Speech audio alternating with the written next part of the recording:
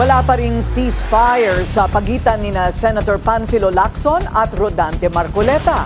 At tila naging issue na rin kung sino ang mas pogi sa kanila. Ang detalye sa agenda report ni Dexter Ganibe ng Abante. Nakikita mo naman, di ba, kung sino? Well, I feel good. Hindi pa natuldukan sa plenaryo ng Senado ang mainit na boljakan ni Senator Rodante Marcoleta at Ping Lacson. Bagamat feeling good na raw ngayon ang Senate President pro tempore, matapos ang kanyang privilege speech nitong Martes para sagutin at i-unleash din ang kanyang mga banat, nilinaw niya kung bakit pinatulan na niya si Marcoleta. I don't initiate any quarrel or any fight. But if you hit me and you insult me, I'll insult you back, and I'll hit you back. Ganun naman attitude ko. Enough is enough. I have to respond. Good for him naman ang hirit ni Marcoleta sa feeling good aura ngayon ni Lacson. Pero may banat pa rin siya.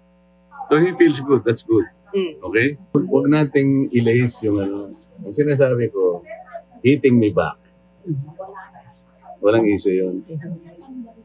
Ang ating linawin ay yung hinahanap ng taong bayan. Nilimas ang kabangbayan. Gusto kong ulitin yun. Okay? Kung ang gagawin nila ay puro lang hit ng hit ng hit, okay lang sa akin. Sawang-sawa na ako sa hit na yan. Hindi na ako tinatablan yan. Malinaw naman para kay Lacson ang pagkakapareho ng mga paninindigan ni Marcoleta sa issue ng West Philippine Sea sa mga artikulo na nakalathala sa official website ng Ministry of Foreign Affairs ng China.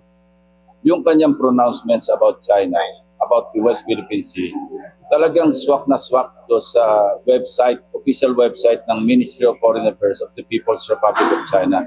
So what does that indicate or tell you? Di ba?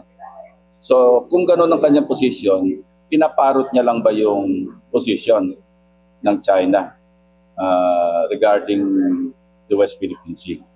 So yun, hindi na dapat lumabas yun But hinahamon niya ako Pero balik sa kanya ni Marcoleta ang tanong kung kailan ba daw siya nagpahayag ng mga pagpabor sa China.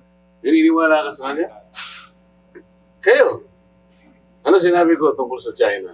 Paano ko dinefend ng China? You tell me. When? When?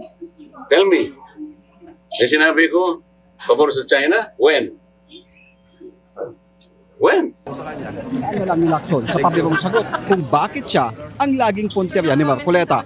Kaya kayo ang favorite niyo sa sino? Siguro mas pogi ako sa kanya. Kayong lahat ang arbiter. Kayong lahat malinaw ang mata niyo.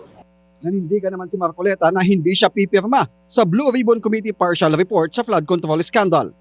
Sabi ni Lacson, 4 na silang nakapirma rito kasama sina Senators Kiko Pangilinan, Bam Aquino at Risa Hontiveros. Para sa agenda, Dexter Ganibe, Abante. Manatiling nakatutok sa Bilyonaryo News Channel. Sumubaybay sa aming social media accounts at mag-subscribe sa aming YouTube channel para sa mga bago at eksklusibong balita.